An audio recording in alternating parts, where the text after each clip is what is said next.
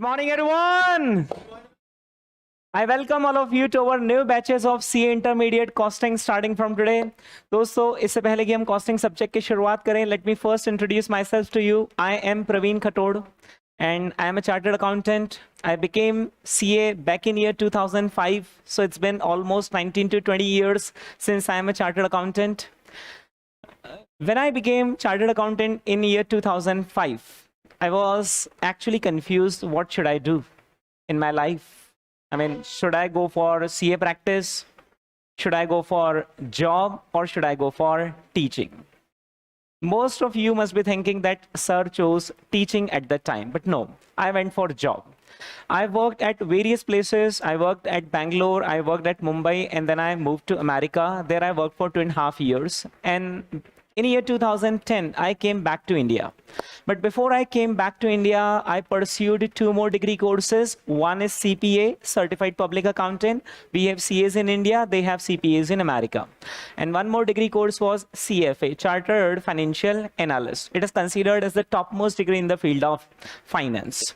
So after taking all this educational qualification and taking required experience in corporates, I came back in year 2010, and since then I am into teaching field. I teach 2 subjects at CA intermediate level and 2 subjects at CA final level. At CA intermediate, as you all know, I teach costing as well as financial management.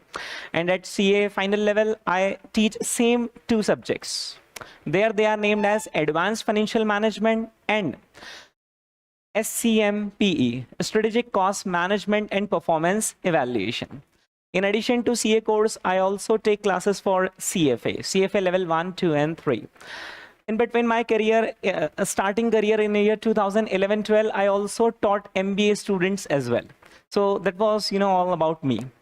And now let's begin with our subject. Our subject is very interesting and this is costing. Okay.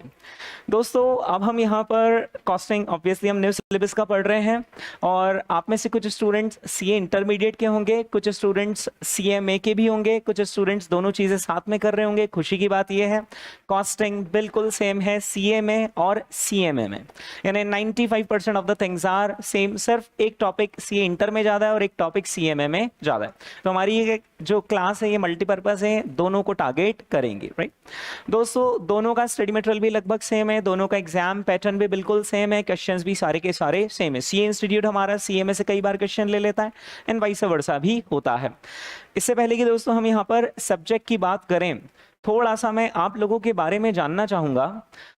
आप में से कितने students हैं जिन्होंने CA foundation first attempt में ही clear कर लिया था?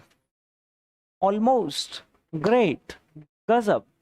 दोस्तों आप में से कितने स्टूडेंट्स हैं जो कि सीए इंटरमीडिएट में रैंक लाने का इरादा रखते हैं? रैंक्स आई नीड रैंक्स लाने का टारगेट है जिनका?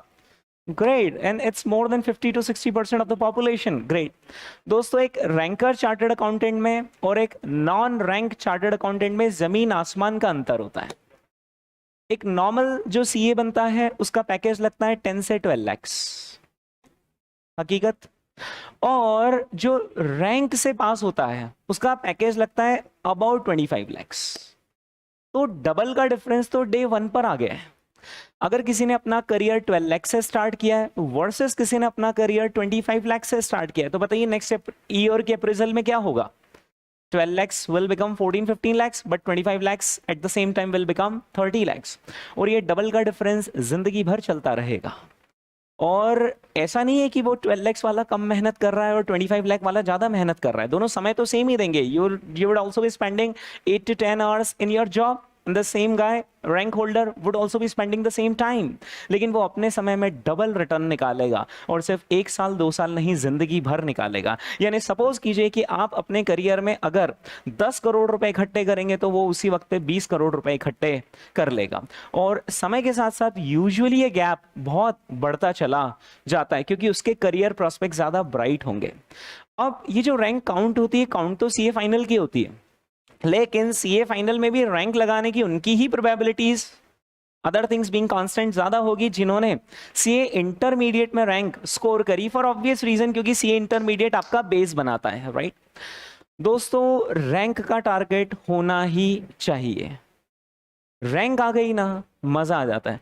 मतलब जब जॉब प्लेसमेंट की बात आती है ना आईसीआई कैंपस की, तो जो नॉर्मल चार्टर्ड अकाउंटेंट्स होते हैं they are begging for jobs, but rankers they negotiate for the salary package. यानी सामने वाली कंपनी अगर हिंदुस्तान यूनिलीवर कहती है कि आपका पैकेज हम 25 लाख देंगे, तो रैंकर्स नेगोशिएट करते हैं, नो वी वांट 35 लाख। तो ये नेगोशिएशन पावर आ जाती है रैंक के साथ, क्योंकि मुट्ठी भर रैंक्स लगती है सिर्फ पूरे भारतवर्ष में, करोड़ों की आबादी और सिर्फ 50 रैंक लग रही है, और ये रैंक जिंदगी भर आपके साथ रहेगी। तो सभी रैंक के लिए एम जरूर करना। अच्छा, आप में से कुछ लोग होंगे जिन्होंने हैंड्स तो रेस कर दिए, लेकिन कुछ ऐसे भी छुपे रुस्तम होंगे जिनके रैंक लाने के इरादे होंगे लेकिन डिस्क्लोज नहीं कर रहे होंगे। ऐसे कौन कौन थे? अभी भी डिस्क्लोज नहीं कर रहे। दोस्तों, अब अगर हमें रैंक लानी है तो आपको मालूम है कि हमें बड़े स्कोर के साथ मैच को जीतना है, और बड़े स्कोर के साथ मैच को जीतना है तो हमें एक दो ऐसे बल्लेबाज चाहिए अपनी टीम में जो कि बड़ा स्कोर खड़ा करे, मतलब जो शतक लगाए। और ये जो शतक वाले बल्लेबाज हैं ये हैं हमारे सब्जेक्ट्स कॉस्टिंग और एफएम। आपके 3 सब्जेक्ट उस तरफ हैं, 3 सब्जेक्ट इस तरफ हैं। ग्रुप 1, आप में से कुछ स्टूडेंट्स कह रहे हैं कि हमने ग्रुप 1 की क्लासेस कर ली है, तो ग्रुप 1 में आपका एक सब्जेक्ट आता है अकाउंट्स। अब अकाउंट्स जब फाउंडेशन का स्टूडेंट सुनता है तो उसको लगता है वाओ, वापस से अगेन 100 मार्क्स का मेरा पूरा प्रैक्टिकल आएगा, लेकिन हकीकत कुछ और निकलती है। यहाँ पर आ जाते हैं अकाउंटिंग स्टैंडर्ड्स, जो थोड़े सरदर्द बन जाते हैं क्योंकि थोड़ी सी देर में घूम जाते हैं, कभी क्या एडजस्टमेंट बताते हैं, कभी क्या, they are tricky, right. So accounts के पेपर में क्या आप 100 में से 100 स्कोर ला सकते हैं, गिवन द फैक्ट कि अकाउंटिंग स्टैंडर्ड्स भी थोड़ा सा डिफिकल्ट है, इफ नॉट इम्पॉसिबल। पहले हुआ करता था पॉसिबल, लेकिन अकाउंटिंग स्टैंडर्ड्स के आने के बाद अकाउंट्स उतना स्कोरिंग वाकई में नहीं रह गया है। ऑडिट में आप 100 लेकर आएंगे। क्या ऑडिट में 100 लाना पॉसिबल है? मैं nobody can think of this, right? मतलब उसमें तो ऐसा कहते हैं कि एग्जामिशन भी बड़ी बात है, और इनफैक्ट कई बार ऐसी भी नौबत आती है, अगर आपने अपने सीनियर्स से बात करी होगी, कि सारे सब्जेक्ट्स पास है, बस दिक्कत सिर्फ कहां पर आ गई? ऑडिट। यानी ऑडिट में ऐसा हो जाता है कि यार 40 आ जाए ना भगवान, तो मैं बस पास हो जाऊंगा, मेरा ग्रुप निकल जाएगा, 40 आ जाए, ये नौबत आ जाती है। तो क्या ऑडिट स्कोरिंग हुआ? And same goes with law. Law में भी हम बड़ा स्कोर क्रिएट नहीं कर सकते, और ठीक है, उसमें प्रॉब्लम यह है क्योंकि वो थ्योरी है, तो थ्योरी का इनहेरिटेंट नेचर होता है कि उनमें स्कोर कम ही आता है। आते हैं दोस्तों ग्रुप 2 पर। ग्रुप 2 में हमारा सब्जेक्ट है कॉस्टिंग, और कॉस्टिंग 100 में से 100 ला पाना पॉसिबल है। स्क्रीन पर दोस्तों अगर मैं यहां पर आपके सामने कुछ फ्लैश करना चाहूं तो मुझे 1 मिनट इजाजत दीजिए, मैं स्क्रीन पर आपके सामने कुछ फ्लैश करना चाहूंगा।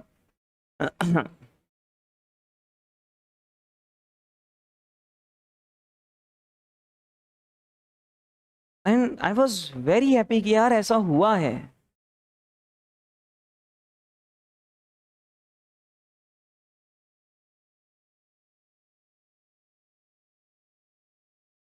ओके, असुविधा के लिए खेद है। ठीक है दोस्तों, one of our student she has scored 97 marks in costing. 97 marks in costing. You cannot imagine 97 marks in accounts, audit, law, DTIDT. No, 97 marks can be scored only in costing. और 97 तो मुझे अब लग रहा है कि थोड़ा छोटा स्कोर है। कितना स्कोर करना चाहिए था? 100 में से 100, क्योंकि कॉस्टिंग का पूरा पेपर प्रैक्टिकल बनाया जा सकता है। जैसे आपका मैथ्स का पेपर होता है या फाउंडेशन में अकाउंट्स का पेपर होता है जो कि ऑलमोस्ट प्रैक्टिकल होता है, वैसा पूरा प्रैक्टिकल पेपर कॉस्टिंग का बनाया जा सकता है।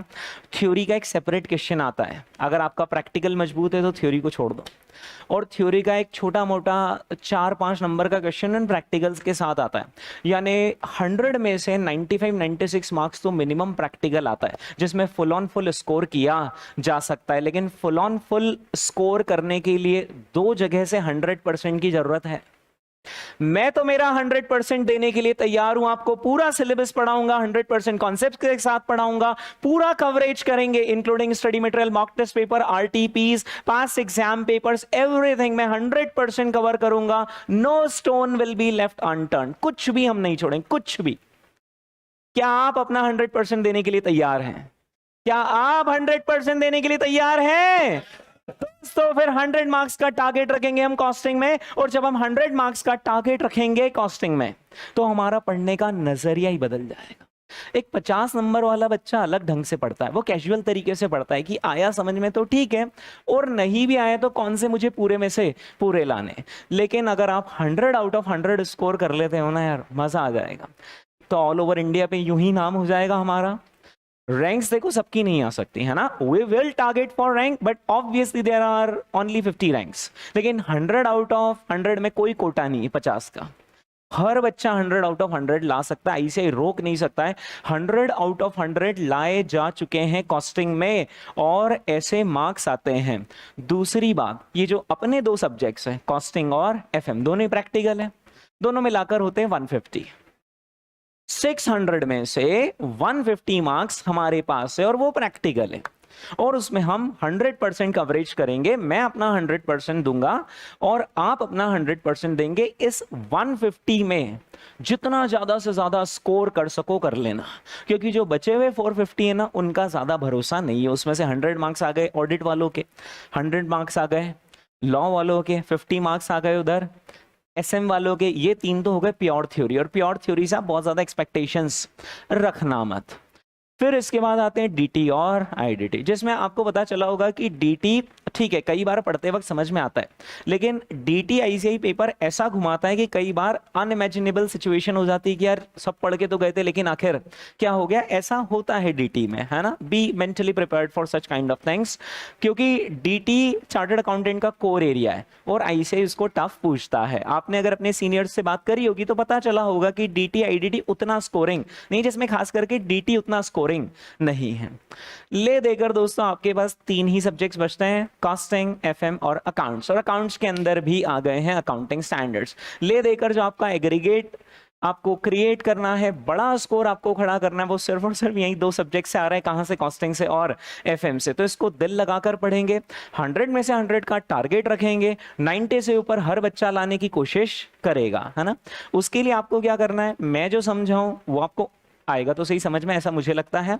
नहीं आए तो इमीडिएटली आप पूछ लेना, मुझे कॉन्सेप्ट रिपीट करने में कभी कोई प्रॉब्लम नहीं हुई है। उल्टा मुझे अच्छा लगता है कि हाँ आपने अगर डाउट पूछा तो। वैसे मेरी कोशिश ये रहेगी कि आपको डाउट ही ना आए, या आपके डाउट आने से पहले ही मैं उस डाउट को यहाँ पर खुद से ही बोल दूं और उसका जवाब दे दूं। दोस्तों इस तरीके से हम यहाँ पर कॉस्टिंग की पढ़ाई करेंगे। सबका टारगेट सेट है 100 में से 100, और ऐसा हो चुका है, वो एक्चुअली स्क्रीन पर अभी आया नहीं, लेकिन हाँ 100 में से 100 लाना है। दोस्तों अब हम यहाँ पर पढ़ाई की शुरुआत करते हैं। इससे पहले कि हम कॉस्टिंग पढ़े, सबसे पहले इसको पढ़ने के पीछे ऑब्जेक्टिव क्या है, हम क्यों पढ़ रहे हैं यहाँ पर, आज हम यहाँ पर क्यों एकत्रित हुए हैं कॉस्टिंग पढ़ने के लिए। मतलब अदर देन की हमारे सिलेबस का हिस्सा है, मार्क्स लाने, पास होना है, आखिर कॉस्टिंग क्यों पढ़ते हैं रियल लाइफ में? बताओ यार, कॉस्टिंग क्यों पढ़ते हैं? बताओ, आप बता भी दोगे। Very good. सबसे पहला ये कि हम जो भी प्रोडक्ट बना रहे हैं, मैन्युफैक्चर कर रहे हैं, हम उसकी कॉस्ट डिटरमाइन कर सके। सपोज करो कि ये सेल मैन्युफैक्चरिंग कंपनी सेल को बना रही है, so it needs to sell this cell, और इसको अगर इसको बेचना है तो उसको अपनी सेलिंग प्राइस तय करनी पड़ेगी, और selling price depends on cost, right. One of the ingredients in determining the selling price is cost. अब कॉस्ट आखिर कितनी लगी है तो बहुत इंपॉर्टेंट है, राइट। तो पहला ऑब्जेक्टिव होता है कॉस्टिंग को पढ़ने का, cost determination. We are able to determine the cost, ठीक है। और क्या क्या ऑब्जेक्टिव होते होंगे? क्या सिर्फ कॉस्ट का कैलकुलेशन करना ही इस सब्जेक्ट का एकमात्र उद्देश्य है, या और भी कई उद्देश्य होंगे? वेरी गुड, कितनी सही बात बोली इन्होंने। यानी वन ऑफ द ऑब्जेक्टिव जो मैंने अभी डिस्कस करा, that is cost determination, but the another objective to study costing subject is cost reduction and cost control. और ये बहुत सुपीरियर ऑब्जेक्टिव है आज की तारीख में। कंपटीशन का जमाना है, जोमेटो और स्विगी एक दूसरे के साथ नेक टू नेक कंपटीशन कर रहे हैं। उधर पेंटालून्स जूडियो के साथ, वेस्ट साइड के साथ नेक टू नेक कंपटीशन कर रहा है। Jio, Airtel, there is a fierce competition. मतलब हर जगह पर, बताइए कंपटीशन कहां नहीं है? मोनोपोली सिर्फ किताबों में रह गई है, देयर इज नो मोनोपोली। सिर्फ और सिर्फ कंपटीशन है आज के जमाने में, और कट थ्रोट कंपटीशन है, फियर्स कंपटीशन। इस फियर्स कंपटीशन के जमाने में जीतने के लिए दो काम करना जरूरी है, एक तो क्वालिटी प्रोडक्ट प्रोवाइड करना, that too at the cheapest possible price. मैं आपको कॉस्टिंग अच्छा बढ़ाऊंगा बट मेरी फीस 1,00,000 रुपए है। तो आप समझ गए, मतलब आपको दो काम एक साथ करने पड़ेंगे। You have to provide quality product but that too at the most competitive rates. Is that clear? दोस्तों एक बार की बात है, एक इंडियन कार मैन्युफैक्चरिंग कंपनी थी, वो कार बनाती थी और उसका कार का जो कॉस्ट ऑफ प्रोडक्शन आता था वो था 7 लाख रुपीस, और उस कार को वो सेल करती थी 8 लाख रुपीस में, यानी कि 1 लाख रुपीस का क्लियर कट प्रॉफिट था, 1 lakh rupees on selling the car. One fine day एक फॉरेन कार मैन्युफैक्चरिंग कंपनी ने इंडिया में कदम रखा, अपना मैन्युफैक्चरिंग प्लांट सेटअप करा। उन्होंने बिल्कुल वैसी की वैसी कार, मतलब सेम इंजन की capacity, same features, kind of similar looks, उन्होंने मार्केट में वो मॉडल उतार दिया 7,40,000 रुपीस में। अच्छा, वो जो फॉरेन कार मैन्युफैक्चरिंग कंपनी, उसने सेम कार दे दी है जो आज तक आप कितने में सेल कर रहे थे, 8 लाख रुपीस में सेल कर रहे थे, और वही सेम चीज आपको 7,40,000 में मिल गई है। अच्छा, कस्टमर जाएगा, टेस्ट ड्राइव लेगा, पहली कार की, इंडिया वाली कार की टेस्ट ड्राइव लेगा, फॉरेन ब्रांड वाली कार की टेस्ट ड्राइव लेगा, हिल से यार सब कुछ तो सेम है, और ये कार जब मुझे 7,40,000 में मिल रही तो फिर वो कार मैं 8 लाख रुपीस में आखिर क्यों लूं? ऑब्वियसली कस्टमर उस तरफ शिफ्ट होने लग जाएगा। अब अपने मार्केट शेयर को डिफेंड करने के लिए बताइए ये इंडियन कार मैन्युफैक्चरिंग कंपनी को क्या करना ही पड़ेगा? इसको यहां पर अपनी सेलिंग प्राइस कम करनी ही पड़ेगी, यानी 8 लाख रुपीस की जगह कार को 7,40,000 में देना ही पड़ेगा। कोई बात नहीं, पहले 1 लाख रुपीस पर कार कमाते थे जब कंपटीशन नहीं थी, अब कितने कमा रहे हैं दोस्त? 40,000 रुपीस हम पर कार कमा रहे हैं। कोई दिक्कत तो नहीं है, ठीक है, एटलीस्ट मार्केट शेयर हमने डिफेंड कर लिया, हमारा मार्केट शेयर हमने प्रोटेक्ट कर लिया। दोस्तों 1-2 महीने बीते नहीं कि ये जो फॉरेन कार मैन्युफैक्चरिंग कंपनी है, इन्होंने प्राइसेस और क्रैश कर दी, और अब प्राइस इन्होंने कर दी 7 लाख रुपीस। यानी अपनी इंडिया की कंपनी की कॉस्ट ऑफ मैन्युफैक्चरिंग कितनी है? 7 लाख रुपीस, और सेलिंग प्राइस 8 लाख थी जो गिरकर हो गई 7,40,000। और उधर फॉरेन कार मैन्युफैक्चरिंग कंपनी जितनी हमारी कॉस्ट ऑफ प्रोडक्शन है उतने में तो वो कार सेल कर रही है 7 लाख रुपीस में। अभी हमारा प्राइस टैग 7,40,000 है। झक मार के हमें इस 7,40,000 को गिराकर 7 लाख पर लाना पड़ेगा, नहीं तो धीरे धीरे हमारा मार्केट शेयर इरोड होता चला जाएगा और कॉम्पिटिटर पैर जमा लेगा। जैसे रिलायंस जियो ने पिछले कुछ सालों में एयरटेल, वोडाफोन, आइडिया और न जाने अनगिनत कितनी कंपनी थी, सबसे मार्केट शेयर छीन छीन कर पैर जमा लिया। अब इस कंपनी को रोकने के लिए अपनी डोमेस्टिक कार मैन्युफैक्चरिंग कंपनी ने भी प्राइस कितना कर दिया? 7 लाख। कोई बात नहीं, 2 पैसे कमाएंगे नहीं तो कोई बात नहीं, पर 2 पैसे गंवा भी तो नहीं रहे अभी, और प्लस हम अपना मार्केट शेयर प्रोटेक्ट कर पा रहे हैं, क्योंकि एक बार उसने पैर जमा लिए तो फिर वो गले की हड्डी बन जाएगा, छोड़ेगा नहीं हमें, राइट?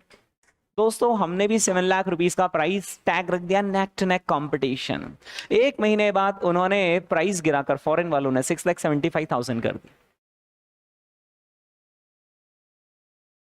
अब हमारे पास 2 चॉइस है, या तो हम 7 लाख पर ही रुक जाएं, पर 7 लाख पर रुकना का मतलब है कि अपना मार्केट शेयर कॉम्पिटिटर को दे देना, और दूसरा रास्ता है कि 6,75,000 कर दो, जिसका इंप्लाइड मीनिंग है on selling every car there will be a loss of 25,000 rupees. यानी कार बेचते खुशी नहीं होगी, गम होगा, गए 25,000, वो एक और कार गई, गए और गए 25,000 और गए, मतलब जितनी कार बिकी मल्टीप्लाई बाय 25,000, इतने का प्रॉफिट नहीं, इतने का लॉस। कंपनी ने कहा how come it is possible, हम बना रहे हैं 7 लाख में और वो लोग बेच रहे हैं, बना नहीं, वो लोग बेच रहे हैं 6,75,000 में। कंपनी ने अपने कुछ एजेंट्स वहां पर भेजे, तहकीकात करके आओ कि आखिर ये हो क्या रहा है, और तब पता चला they are an efficient producer. वो कौन है? वो एक एफिशिएंट प्रोड्यूसर है, वो कार को एफिशिएंट ढंग से प्रोड्यूस कर रहे हैं, एडवांस्ड टेक्निक्स यूज कर रहे हैं प्रोडक्शन करने की। उनका जो आउटपुट जनरेट हो रहा है पर 1 आवर ऑफ लेबर वो ज्यादा जनरेट हो रहा है, जिसकी वजह से उनका कॉस्ट टू प्रोड्यूस कम है, and their cost to produce is just 6 lakh rupees. So when they are able to produce at 6 lakh and they are selling at 6,75,000, they are making a profit of 75,000 per car. But you being an inefficient producer, you are producing at 7 lakh rupees, क्या ये survive कर कर पाएंगे ऐसे। आज के cut throat competition में survive अगर बिजनेस को करना है ना, तो आपको कॉस्ट इफेक्टिव तो होना ही पड़ेगा। और यही हमारे सब्जेक्ट का ऑब्जेक्टिव है, वो सिखाता है कि कॉस्ट रिडक्शन या फिर कॉस्ट कंट्रोल आखिर कैसे किया जाता है। दोस्तों शायद आपने एक स्टोरी सुन रखी होगी, एक बार फिर से सुनाने का मन करता है, जिससे कि कॉस्ट रिडक्शन की टेक्निक्स आपको पता चलेंगे। एक अमेरिकन एयरलाइंस कंपनी हुआ करती थी and it was running into losses, American airlines company, right.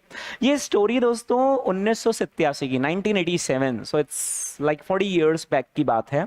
तो मैं डेटा उस जमाने का यूज करूंगा तो उतना अपडेटेड फील नहीं आएगा। मैं डेटा आज के इन्फ्लेटेड टर्म्स में आपके सामने रखूंगा। और ये एग्जाम्पल था ऑलिव्स का, लेकिन मैं उसकी जगह इंडियन सिनेरियो को ध्यान में रखते हुए टोमेटो वर्ड में यूज करूंगा। ये airlines company it was making losses, और आप में से बहुत सारों ने सुनी होगी शायद ये, है ना, this company was making losses. लेकिन आपने इसका मैथमेटिक्स शायद सुना होगा, शायद नहीं भी सुना होगा, मैं मैथमेटिक्स के साथ रखता हूं इसको। दोस्तों ये airlines company loss making company थी, और तब वहां पर सारे मैनेजमेंट के पीपल की एक मीटिंग बुलवाई गई ब्रेनस्टॉर्मिंग के लिए कि हम अपने लॉसेस को कैसे कंटेन करें। हर कोई अपने अपने सजेशन देने लगे। तभी वहां पर एक लेडी ने वहां पर खड़े होकर सजेशन दिया, हमें जो भी हम मील्स सर्व कर रहे हैं, कॉम्प्लीमेंट्री मील्स तो बंद नहीं कर सकते क्योंकि कॉम्पिटिटर भी दे रहा है, लेकिन हम टोमेटो की एक स्लाइस कम कर लेंगे, which means till now we were serving 8 pieces of tomatoes, तो हम उसकी जगह सिर्फ कितना रखेंगे, 7। And everybody was laughing. यहां पर लाखों डॉलर्स के, मिलियंस ऑफ डॉलर्स के लॉसेस को सेव करने की बात की जा रही है। एंड शी इज सेइंग कि सिर्फ एक टोमेटो का पीस हम कम कर लेंगे, इससे क्या हो जाएगा। देन शी टोल्ड कि इस पर्टिकुलर आइडिया से दो बातें होंगी। सबसे पहला, हमारा कस्टमर सेटिस्फेक्शन रिड्यूस नहीं होगा। They said how come. हमने कहा सिंपल, आप लोग, दोस्तों आपकी बात कर रहा हूं मैं, आप लोग इसके पहले कभी पिछले 1 आध महीने में कभी रेस्टोरेंट गए होंगे आप, और रेस्टोरेंट में आपने सैलेड ऑर्डर करा, क्या आपने टोमेटो के पीसेस काउंट करे? नहीं। अच्छा, अब उस रेस्टोरेंट वाले ने अगर एक पीस कम भी कर लिया नेक्स्ट टाइम, बताइए आपको पता चलेगा क्या? It is not going to result in any kind of reduction in your satisfaction. तो बस एक टोमेटो का स्लाइस हमें वहां से निकालना है। अब एक टोमेटो के स्लाइस की आखिर कॉस्ट हम कितनी सेव करेंगे वो देखते हैं, है ना। तो हम अमेरिका की बात कर रहे हैं, डॉलर्स में बात करेंगे। अब एक टोमेटो वहां पर आता है 50 सेंट्स का, 50 सेंट्स यानी $1/2, यानी कि 45 रुपीज का, ठीक है, या 40 रुपीज 45 रुपीज के आसपास, है ना। अब एक टोमेटो में आती है 5 स्लाइसेस, यानी कि $0.50 का एक टोमेटो है और उसमें 5 स्लाइसेस आ रही है, यानी $0.10 का एक पीस हो गया, यानी 10 सेंट्स बोलेंगे हम उसे, या $0.10 का एक पीस हो गया, यानी एक पीस हटा लेने से हमने $0.10 बचा लिए। There are 250 people sitting in that flight, 250 लोग बैठे हुए उस फ्लाइट में, यानी कि हमने $0.10 multiply by 250 passengers, we have save $25 on that flight. वो फ्लाइट दिन में 4 बार राउंड लगाती है, $25 इंटू 4, $100। और इस कंपनी के 100 प्लेन्स हैं, 100 प्लेन्स हैं, होते हैं ना, जैसे इंडिगो एयरलाइंस के पास सिर्फ एक प्लेन थोड़ी ना है, सैकड़ों प्लेन्स, 100 प्लेन्स, $100 पर पहुंच गए थे, multiply by 100 planes, there is a saving of $10,000 on in 1 day and multiply by 365 days। So $10,000 into 365 कितना होता होगा यार? $36,50,000, $36,50,000। अब इसको अगर हम इंडियन रुपीज में कन्वर्ट करें तो रफली 30 करोड़ के आसपास आता है। Just by taking out 1 piece of tomato you are saving 30 crore rupees, $36,50,000। That's a magic. अच्छा, कस्टमर का सेटिस्फेक्शन तो कहीं अफेक्ट, मतलब किसी को कानो कान खबर नहीं लगने देना है कि हमने एक पीस निकाला है। अब आप सोचिए, अगर एक पीस टोमेटो का कम कर लें, एक पीस अगर हम उधर कुकुम्बर का कम कर लें, और एक पीस अगर हम अनियन का कम कर लें, तो फिर it results into a saving of $1 million, जो कि लगभग 8 करोड़ रुपए के आसपास होता है। यानी ये होते हैं कॉस्ट रिडक्शन के आइडियाज, और ये कंपनीज को लगाने पड़ते हैं इस कंपटीशन के जमाने में सरवाइव करने के लिए। ऐसे ही कुछ आइडियाज दोस्तों हम हमारे सब्जेक्ट्स में भी डिस्कस करते हैं, इंटरमीडिएट प्लस फाइनल में मिलाकर। सिर्फ ये दो ऑब्जेक्टिव नहीं होते कॉस्टिंग को पढ़ने के, एक तीसरा ऑब्जेक्टिव भी होता है, and that is what's right what's wrong, decision making. कई बार कंपनीज को, और कई बार क्या डेली बेसिस पर कंपनीज को कई सारे तरह के डिसीजंस लेने पड़ते हैं। जैसे जो परचेज मैनेजर होता है उसको डिसाइड करना पड़ता है कि मैं सप्लायर ए से गुड्स खरीदूं या फिर सप्लायर बी से। अच्छा, गुड्स खरीदने के बाद मैं उसे ट्रक से मंगवाऊं या फिर मैं उसे रेलवे से मंगवाऊं या फिर मैं उसे सी के रास्ते ट्रांसपोर्ट करवा लूं, इफ दैट इज पॉसिबल।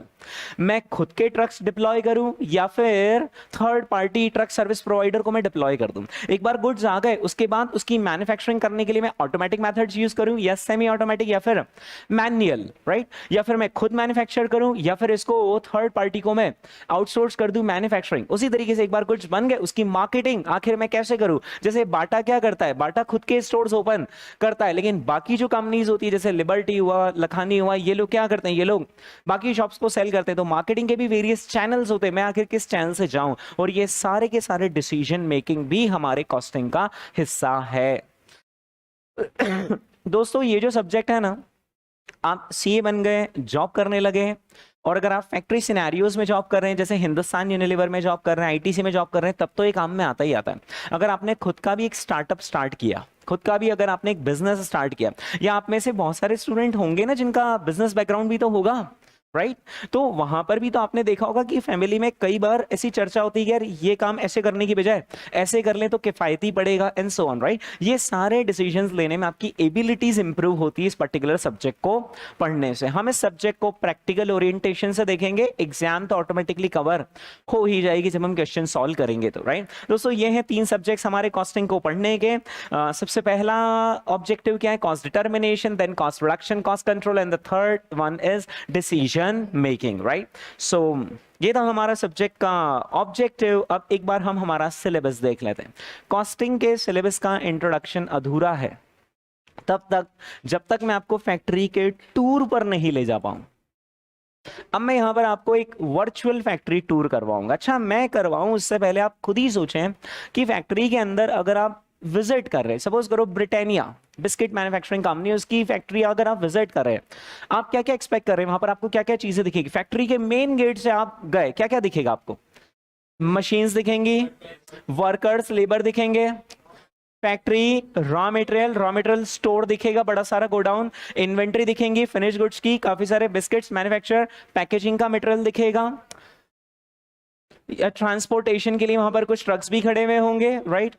ये और लॉरीज होंगी, कुछ मशीन्स होंगी जो कि यहाँ से वहां पर मटेरियल हैंडलिंग इक्विपमेंट्स होंगे जो कि मटेरियल को इधर से उधर ट्रांसपोर्ट करेंगे। This is the kind of scenario that you would see in on your factory tour. दोस्तों देखते हैं यहाँ पर फैक्ट्री टूर में हमें क्या नजर आ रहा है।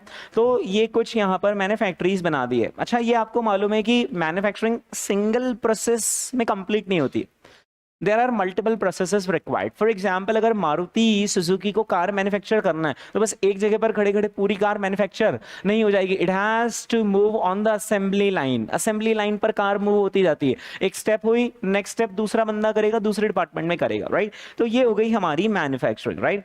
इसी के साथ साथ यहाँ पर एडमिनिस्ट्रेशन की भी बिल्डिंग है, कुछ लोग उधर एडमिनिस्ट्रेशन का काम करते हैं।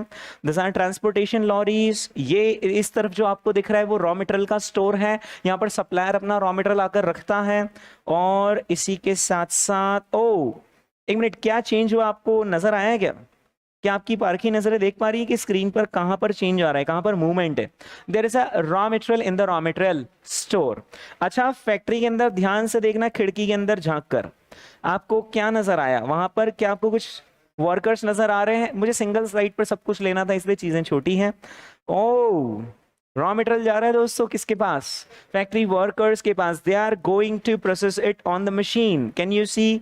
यहाँ पर आपको मशीन नजर आ रही है। यहाँ पर मशीन पर दोस्तों गुड्स की प्रोसेसिंग हो रही है और ये गुड्स फिर प्रोसेस होकर बन जाते हैं फिनिश्ड गुड्स, और ये फिनिश गुड्स फिर ट्रक्स के अंदर लोड होते हैं और कस्टमर के पास तक ये ट्रक्स जाते हैं, डिलीवरी करके आते हैं। This is the entire factory scenario. हमारा पूरा इंटरमीडिएट का सिलेबस इसी के इर्द गिर्द घूमने वाला है। दोस्तों बहुत सारे चैप्टर्स हैं, 14-15 चैप्टर्स के आसपास अगर मैं इंट्रो वाले चैप्टर को भी इंक्लूड करूँ तो, और सारे चैप्टर्स इसी सीन के अराउंड घूमने वाले। बस हर चैप्टर में हम एक पर्टिकुलर पीस को जूम करके देखेंगे। दोस्तों यहाँ पर सबसे पहले मैं 3 चैप्टर्स आपको बताता हूँ, ये 3 चैप्टर्स हमें पढ़ने हैं, मटेरियल, लेबर या फिर एम्प्लॉय, और third is overheads, right. Material यानी आप समझ रहे हैं क्या है, लेबर यानी कि भी आप समझ रहे हैं क्या है, और ओवरहेड्स भी शायद आपने सीए फाउंडेशन के इकोनॉमिक्स में वर्ड तो सुन रखा है। हर वो कॉस्ट जो ना मटेरियल है ना लेबर है, दे आर ओवरहेड्स, राइट। जैसे अगर मैं कोचिंग क्लास की बात करूं तो जो आपको नोट्स प्रोवाइड किए जाएंगे, they are material, I am the labour, मैं लेबर हूं। और ये जो लाइट बिजली पंखा चल रहा है, एसी चल रहा है, ये सब क्या है, ये मटेरियल भी नहीं है, ये लेबर भी नहीं, देज आर ओवरहेड्स, राइट। और ये तीनों कंपोनेंट्स लगते हैं टू मैन्युफैक्चर द गुड्स। अब आप यही सोच रहे होंगे कि ठीक है, मटेरियल इज मटेरियल, उसमें पढ़ना क्या है, raw material is raw material, उसमें पढ़ने लायक बात क्या है, labour is labour, they are employees, we pay them salary, they work for the company, they produce the goods, तो इसमें पढ़ना क्या है, overheads are overheads, they are simply expenses, इसमें पढ़ना क्या।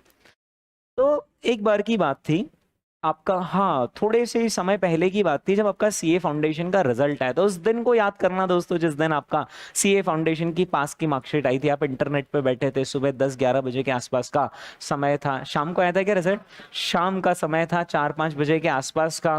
और कभी सुबह आता है रिजल्ट, कभी शाम को आता है, आपका शाम को आया था 4-5-6 बजे के आसपास, 8 बजे, ओके, रात को 8 बजे का वक्त था, दिल की धड़कनें तेज थी, पता नहीं था कि सक्सेसफुल प्रिंट होगा या unsuccessful.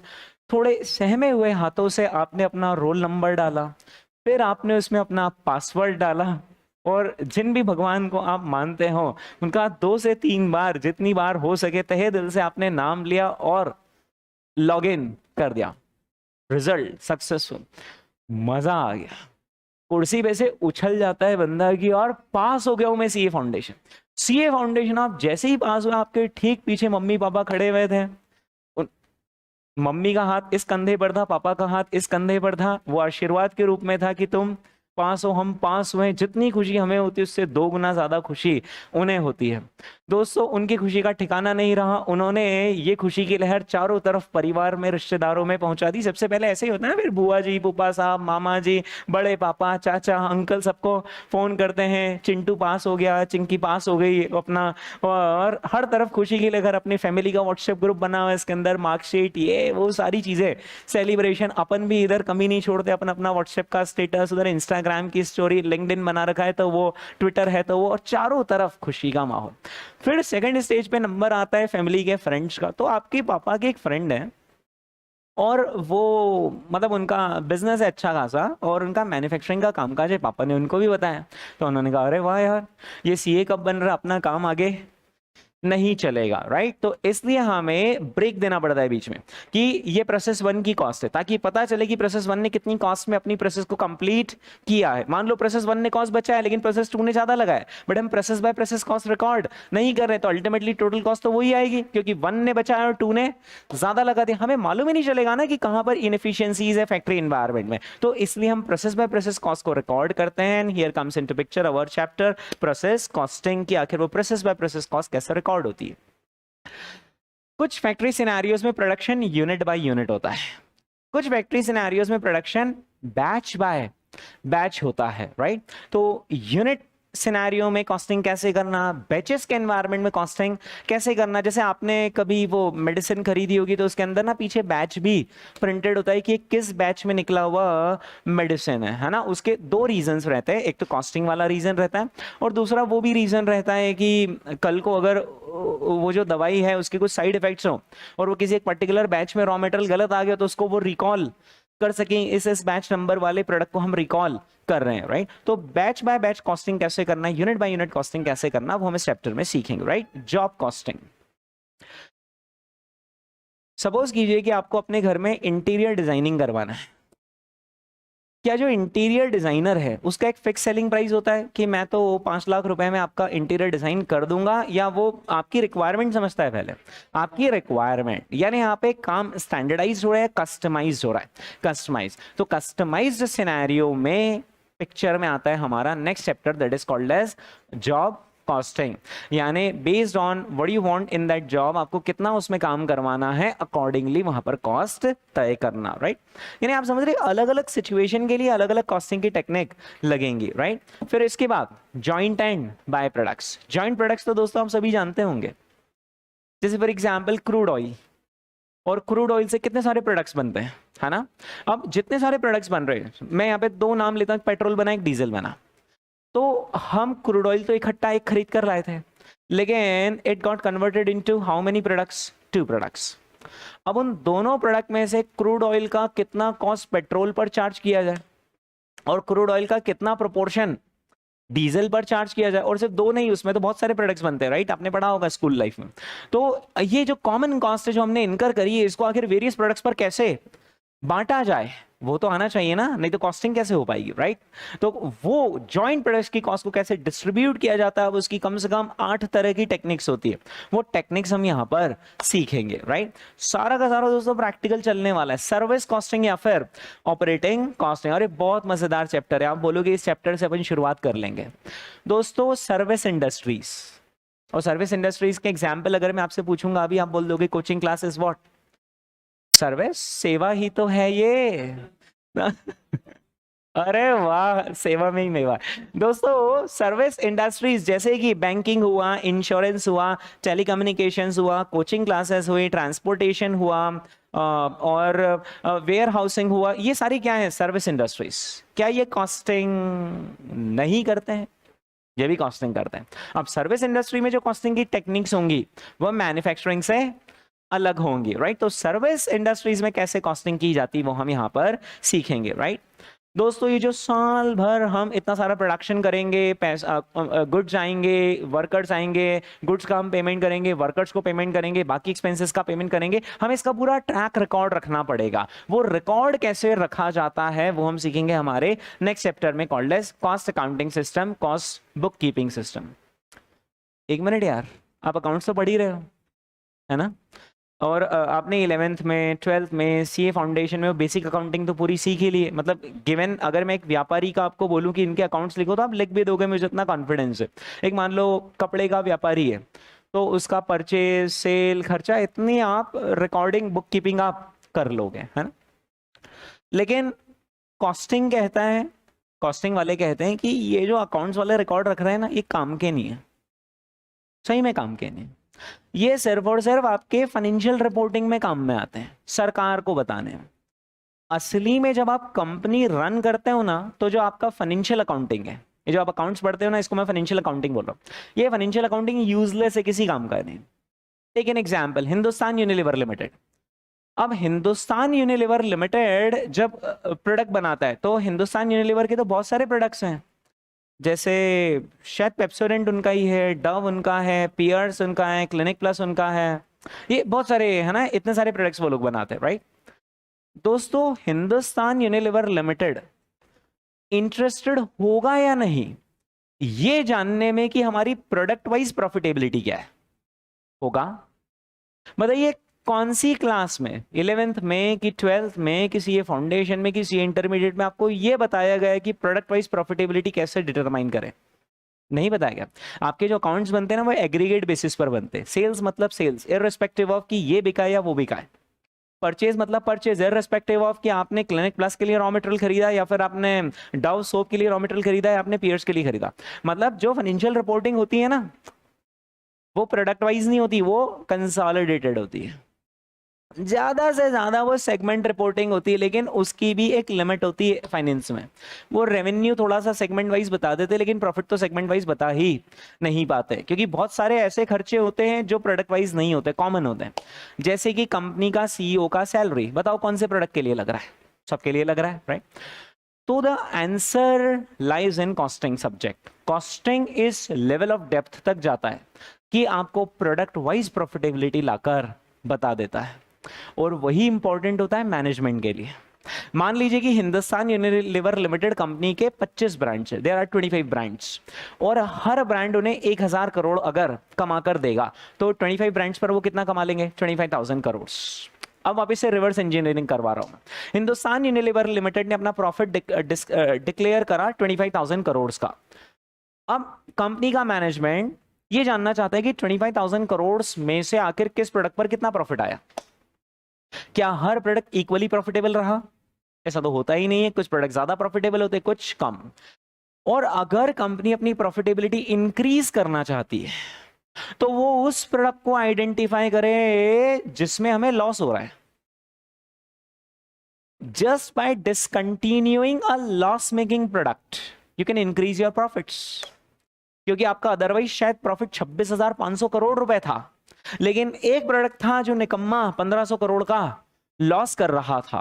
Just by discontinuing that product you can increase your profitability. और कॉस्टिंग में one of the important objective is decision making, जिसमें एक डिसीजन ये भी आता है कि कौन से प्रोडक्ट्स कंटिन्यू करें, कौन से प्रोडक्ट्स हम डिसकंटिन्यू कर दे, राइट। तो अब डिसकंटिन्यू करने के लिए उस प्रोडक्ट का स्पेसिफिक हमें प्रॉफिट चाहिए जो कभी फाइनेंशियल रिपोर्टिंग नहीं दे पाता है। जो आप P&L अकाउंट भी बनाते हो ना, उसमें आप 2 सैलरी एक्सपेंसेस लिखते हो, 2 डेप्रिसिएशन लिखते हो, लेकिन आप ये नहीं लिखते हो कि 25 ब्रांड्स में से सैलरी किस ब्रांड के लिए कितनी पे करी, डेप्रिसिएशन जो मशीन का लगा है वो किस प्रोडक्ट के लिए कितना लगा है, राइट। और here comes into picture the importance of costing. Costing regulations में तो उतनी कंपलसरी नहीं है, मतलब कॉस्टिंग एक ऐसा सब्जेक्ट है जो दिल से निकल के आता है। सरकार ने नहीं बोला आप कॉस्टिंग करो, सरकार ने बोला है कि आप अकाउंट्स रखो, इनकम टैक्स भरो, GST भरो, ऑडिट करवाओ, पर सरकार ने नहीं बोला कॉस्टिंग करो।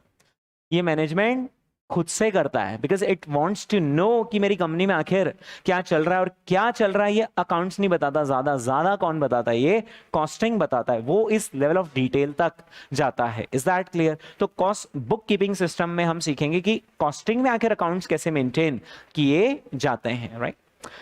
दोस्तों, जैसे कि देश का फाइनेंस बजट अनाउंस होता है, वैसे ही हर कंपनी अपना बिगिनिंग ऑफ द ईयर पर एक बजट बनाती होगी या नहीं? बजट बनाती होगी, है ना। तो कंपनी में बजट कौन बनाता होगा? हम ही जैसे कुछ लोग होंगे जो कि वहां पर बजट बनाते हैं। और बजट बनाने की बेसिक प्रोसेस क्या होती है? सबसे पहले लास्ट ईयर का डेटा उठाओ, नेक्स्ट ईयर में हम क्या चेंजेस करने वाले हैं, मार्केट एनवायरनमेंट क्या है, राइट। इन सारी चीजों को पुट टुगेदर करके बनाया जाता है बजट। वो हम सीखेंगे हमारे नेक्स्ट चैप्टर में, that is budget and budgetary control. Budget बना लिया, कब बनाया? साल के शुरुआत में। ध्यान देना दोस्तों, यहां पर एक टाइमलाइन आपके सामने आने आ गई है। यहाँ पर बजट कब बनाया? बिगिनिंग ऑफ द ईयर पर, लेकिन एक्चुअल ऑपरेशंस हुए ड्यूरिंग द ईयर, है ना, at the end of the year. Businessman ये कंपेयर करना चाहता है, क्या कंपेयर करना चाहता है कि क्या सोचा था वर्सेस क्या हुआ है। हमारा भी रिजल्ट आता है जब हम एग्जाम देते हैं, तो अपन ये कैलकुलेशन बैठा लेते हैं यार, अपने को इसमें 60 नंबर आएंगे, इसमें 65 आएंगे, that is our budget estimation. फिर आता है actual result and then we compare कि यार यहाँ पर मार्क्स आखिर कम क्यों आए, या फिर ज्यादा आए तो और ज्यादा आखिर कैसे आ गए। और इन डिफरेंसेस को हम एनालाइज करते हैं। बिजनेस में तो एनालाइज करना पड़ता है कि अगर सोचा था कि कॉस्ट ऑफ प्रोडक्शन 13 रुपीज रहेगी पर यूनिट, तो फिर कॉस्ट ऑफ प्रोडक्शन आखिर 14 रुपीज पर यूनिट कैसे हो गई, व्हाट आर द रीजंस। क्योंकि अगर हमने ये रीजन आइडेंटिफाई नहीं करे तो वो रीजन तो अगले साल तक चलते जाएंगे और हम कॉस्ट इनकॉम्पिटिटिव हो जाएंगे। So here comes into picture our next chapter, जो कि कंपैरिजन करता है। किसका और किसका कंपैरिजन करता है? बजट का और एक्चुअल का, and that is called as standard costing and variance analysis, जो वेरिएंस का एनालिसिस करता है। अपना वो स्टैटिस्टिक्स वाला वेरिएंस नहीं, वेरिएंस मतलब क्या होना था वर्सेस क्या हुआ है, राइट। इसी के साथ दोस्तों एक आखिरी चैप्टर और है हमारे सिलेबस में, मतलब समझ रहे हो कितने सारे चैप्टर्स हैं। मार्जिनल कॉस्टिंग, बहुत ही इंटरेस्टिंग चैप्टर है मार्जिनल कॉस्टिंग, जो कि हमारी डिसीजन मेकिंग एबिलिटीज को इंप्रूव करेगा। ये था दोस्तों हमारे सब्जेक्ट्स का इंट्रोडक्शन। मैं चेक कर लेता हूं मुझसे कोई टॉपिक छूटा तो नहीं छूटा। अब सबसे बड़ा सवाल जो हर किसी के मन में रहता है आज की तारीख में, वो ये है कि आखिर जो आप पढ़ाएंगे इतना सारा, आपने बहुत सारे चैप्टर्स हमारे सामने रख दिए, इसको आखिर कंप्लीट करवाने में समय कितना लगेगा। दोस्तों, we would need 60 lectures and 3 hours each, तो टोटल 180 hours का हमारा बैच का ड्यूरेशन रहेगा, जिसमें हम 100% चीजें कवर करेंगे, राइट। दोस्तों, अब दूसरा सवाल कि सर हमें तैयारी कैसे करनी, जो आप मटेरियल देंगे वो, या फिर इसी के साथ साथ वो ICI के तरह तरह के पब्लिकेशंस निकलते हैं वो study material and so on. दोस्तों, सिर्फ और सिर्फ आपको अपने नोट से ही पढ़ाई करनी है, मतलब जो मैं आपको किताब दूंगा ना वो फुल एंड फाइनल है, उसके अलावा बाहर कुछ भी नहीं है। उसके पीछे दो कारण। पहला, सर मतलब आप कहना चाह रहे हैं कि आईसीआई का स्टडी मटेरियल, आईसीआई की आरटीपी, एमटीबी, पास्ट एग्जाम मेरे घर पे भी रखे हैं, वो सबको ही इनकॉर्पोरेट करके मैंने अपने नोट्स डिजाइन करे हैं, and they are the most comprehensive notes.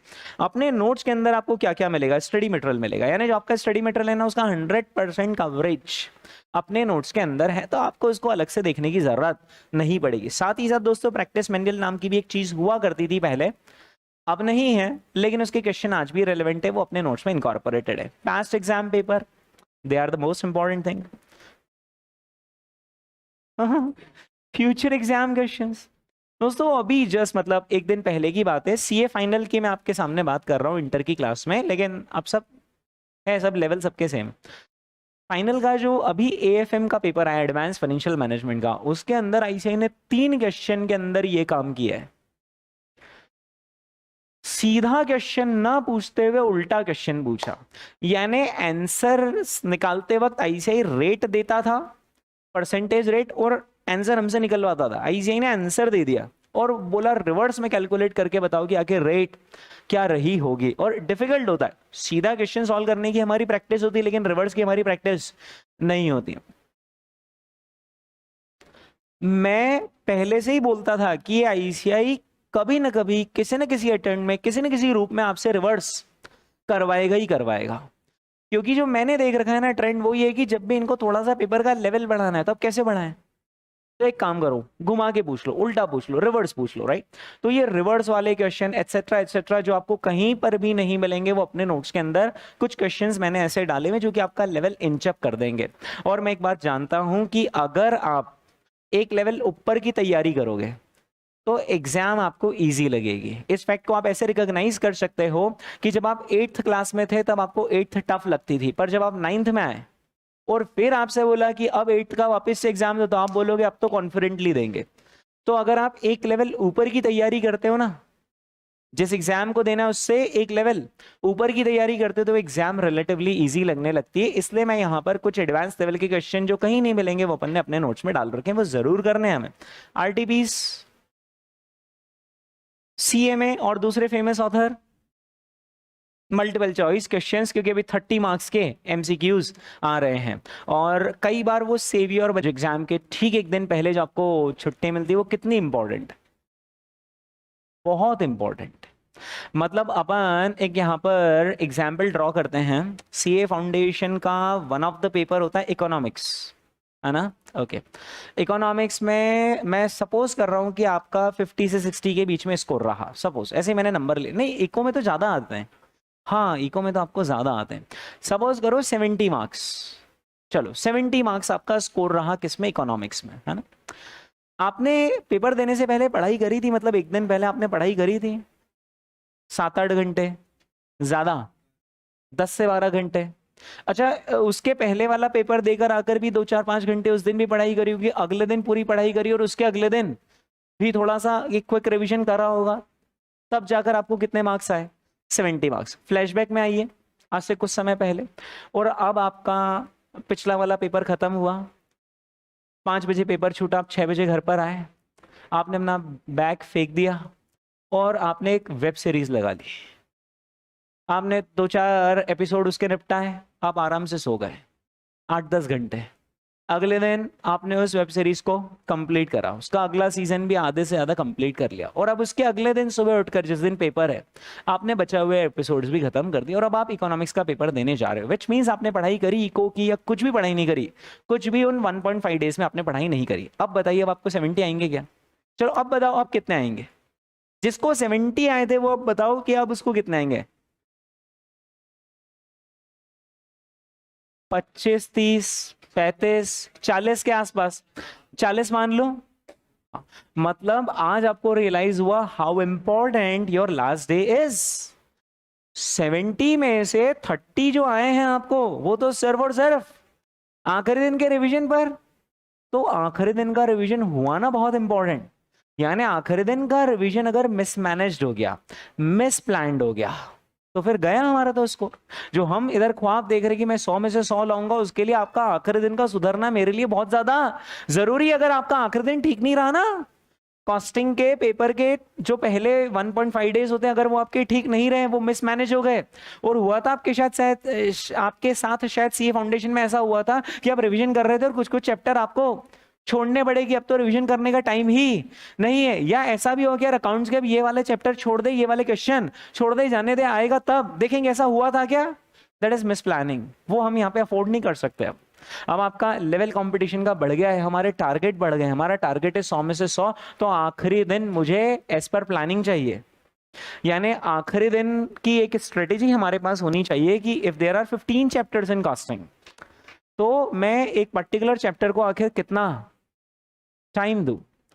मान लीजिए एक चैप्टर के लिए मेरे पास एलोकेशन है 1 आवर का, तो अब उस 1 आवर के अंदर ऐसा नहीं कि मैंने किताबें खोली और जितना कर पा रहा है कर ले, हाँ जो क्वेश्चन दिख रहे हैं वो कर ले, हाँ ऐसा नहीं। ऐसा हुआ तो मिस प्लानिंग हो गई।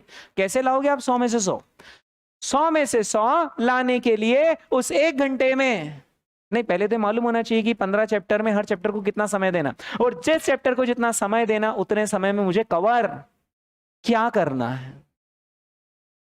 आपको थैंक यू बोलना चाहिए मुझे। मैंने ये प्लान आपके लिए बना रखा है कि किस चैप्टर को कितना टाइम अलोकेट करना है, और इस चैप्टर के अंदर आपको क्या रिवाइज करना है वो मैं ही बताऊंगा। उस चैप्टर के अंदर आपको कॉन्सेप्ट्स रिवाइज करने हैं, कॉन्सेप्ट की मैं आपको एक बुकलेट ही दूंगा, उसके अंदर कॉन्सेप्ट लिखे हुए और सारी कॉन्सेप्ट है। ऐसा नहीं कि कुछ छोड़ दिया, सारे कॉन्सेप्ट है। कॉन्सेप्ट तो 100% रिवीजन होना मांगता है आखिरी दिन, वो कॉन्सेप्ट रिवाइज करने। इसके बाद एक चैप्टर के अंदर 40 क्वेश्चन है, और स्टूडेंट के लिए लगभग काइंड ऑफ इम्पॉसिबल सा होता है कि वो ये आइडेंटिफाई कर पाए कि कौन से क्वेश्चन आखिरी दिन रिवाइज करने हैं। और अगर वो आइडेंटिफाई भी कर लेता है तो वो टाइम को एक्सीड कर जाते हैं, क्योंकि स्टूडेंट आइडेंटिफाई करता है कि 40 में से 12 क्वेश्चन करने हैं। 12 क्वेश्चन करोगे कैसे आप आधे घंटे में? क्वेश्चन भी बड़े बड़े होते हैं, कभी एक पेज का एक क्वेश्चन होता है, राइट। तो मैंने दोस्तों आपको आखिरी दिन क्या कॉन्सेप्ट रिवाइज करने हैं, क्या क्वेश्चंस रिवाइज करने हैं, कौन कौन से क्वेश्चंस रिवाइज करने हैं, वो मैंने प्री प्लान कर रखा है। This are the questions you have to revise on the last day. और एक खास बात, मैंने ऐसा भी करा है कि ये 3 क्वेश्चंस हैं, पर तीनों क्वेश्चन है तो सेम टोन पर, लेकिन तीनों में कुछ कुछ अलग चीज है। मैंने उन 3 क्वेश्चंस को मर्ज कर दिया, जिसमें एक क्वेश्चन को बेस बनाया और बचे हुए 2 क्वेश्चन के जो एक्स्ट्रा कॉन्सेप्ट थे वो इसके अंदर डाल दिए। ऐसा करने से फायदा क्या हुआ? 3 क्वेश्चन रिवाइज करते आपको 30 मिनट लगते, एक क्वेश्चन के अंदर तीनों क्वेश्चन कवर हो रहे हैं, टाइम भी बचा, कॉन्सेप्ट भी पूरा का पूरा revise. And that is important, आप जानते हो, क्योंकि जो चीजें आपसे आखिरी दिन रिवाइज नहीं हो पाती वो एग्जाम में ही नहीं हो पाती। अरे जैसे डीटी हुआ, डायरेक्ट टैक्स, तो आप में से बहुत सारों ने पढ़ लिया ना। अब आपको मालूम है कि आपने सैलरी चैप्टर पढ़े हुए, आपको वक्त हो गया, अब आपसे कोई सैलरी का टेस्ट ले ले, आप दे पाओगे क्या? नहीं, तो आपको तो सब कुछ रिवाइज करना है। अब सब कुछ रिवाइज करने में क्या रिवाइज करना है, कितने समय में रिवाइज करना है, वो साइंटिफिकली मैंने डिजाइन कर रखा है। That is our last revision planning. दोस्तों एक और बात, कभी तो आपको ऐसा अफसोस हुआ होगा जैसे ही आप एग्जाम से 5 बजे छूटे, फाउंडेशन भी 5 बजे खत्म होती है ना, हाँ 5 बजे आप छूटे, पेपर आपके हाथ में है, आपके फ्रेंड ने आपको एक बात बोली, आपने कहा अरे यार इसमें ये था क्या? ऐसा हुआ है, इसे हम कहते हैं कॉमन पिटफॉल्स। कॉमन पिटफॉल्स, आम गलतियां। पढ़ा पढ़ाकर मुझे ऐसा समझ में आने लगा है कि बच्चे कहां पर गलती करेंगे, और वो pattern of mistake is common across the students. तो मैं जो आपको कॉन्सेप्ट के नोट्स दूंगा, उसके अंदर हर चैप्टर में, हर एरिया में लिखा हुआ है कि यहाँ पर बच्चों ध्यान रखना, ये वाली मिस्टेक हो सकती है, यहाँ पे ध्यान रखना, एग्जाम में ऐसे क्वेश्चन घुमा सकता है, इसको ऐसे डील करना है। अब आप एक बात बताओ, जब आपको किसी ने यही बता दिया है कि एग्जाम में ये वो 25 जगह है जहां पर गलती होती है, और वो आपके पास छपा हुआ है, लिखा हुआ है, और वो लिखा हुआ है, वो आखिरी दिन भी आप पढ़कर जा रहे हो, तो अब आपसे वो मिस्टेक नहीं होगी। और बस जो आप सीए फाउंडेशन से पास होकर इंटर में आए हो और जो आपका फ्रेंड फाउंडेशन में रह गया, दोनों के नॉलेज लेवल में कोई खास डिफरेंस नहीं, आप मानते हो इस बात को ना? आपके साथ ही आप पास हुए और आपके साथ ही आपका कोई दोस्त होगा जो फेल हुआ, तो नॉलेज में क्या कोई बहुत मेजर डिफरेंस था या माइनर सा डिफरेंस था? माइनर सा डिफरेंस था। जो भी बच्चा सीए इंटर की एग्जाम देने आपको जाएगा ना, आपको वहां आपके एग्जाम सेंटर में 1000 बच्चे एग्जाम देते हुए मिलेंगे। 1000 में से ऐसा नहीं होगा कि 500-700 तो सिर्फ टाइम पास करने, हर कोई पूरी तैयारी करके आया है। हर किसी ने अपना जोर लगाया है, हर किसी ने सारे चैप्टर पढ़े, सारे क्वेश्चन करे, सारा रिविजन करा है। लेकिन उन 3 घंटों में अगर आपने वो कॉमन मिस्टेक्स अवॉइड कर दी और वो बच्चा नहीं कर पाया कॉमन मिस्टेक अवॉइड, तो गए उसके तो 5-7 नंबर। और सीए की एग्जाम में पास फेल का फासला ही क्या होता है? यही तो होता है, बस 5-7 नंबर। आप खुद ही अपने फाउंडेशन के मार्क्स देख लो। कोई बहुत बॉर्डर लाइन से ऐसा थोड़ी ना होता है कि हमें अगर 400 में से 200 चाहिए तो हम 350 लाए, हम 300 लाए।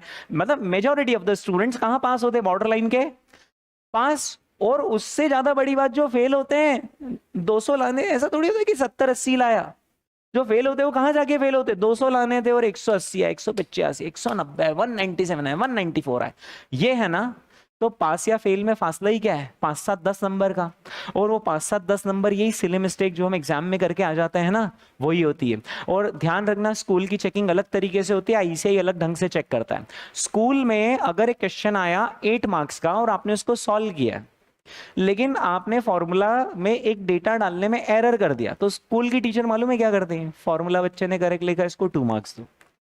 बाकी इसने सब कुछ सॉल्व किया, इसकी प्रोसेस सही है, बस एक डेटा गलत है। इसके एक काम करो, 3-4 नंबर कट कर लो। 8 मार्क में से फिर भी 4 नंबर तो मैडम दे ही देती है ना।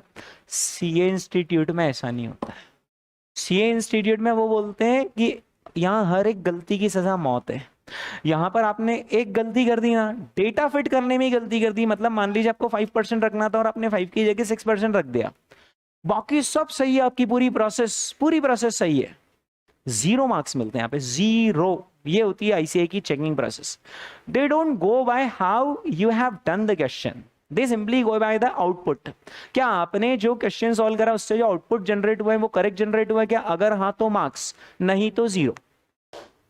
स्टेप मार्किंग भी होती है और स्टेप का भी आउटपुट करेक्ट आना चाहिए।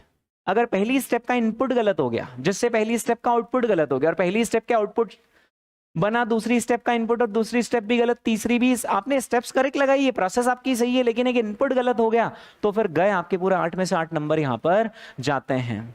तो ये सिली मिस्टेक्स अगर आपने अवॉइड कर दी तो आपके 5 to 7 मार्क्स एग्जाम में बढ़ जाएंगे, और यही पास और फेल का फासला है। ये सारी चीजें दोस्तों मैंने उस कॉन्सेप्ट बुकलेट के अंदर आपको प्रोवाइड की हुई है, right. So we are going to, LDR लिखा हुआ है, इसका फुल फॉर्म होता है लास्ट डे रिवीजन। आपका प्लान मेरे पास तैयार है, मैं जैसा बोलूंगा वैसा आपको करना है, फिर आपको थोड़ा सा उसमें कस्टमाइजेशन करना हो तो कर लेना।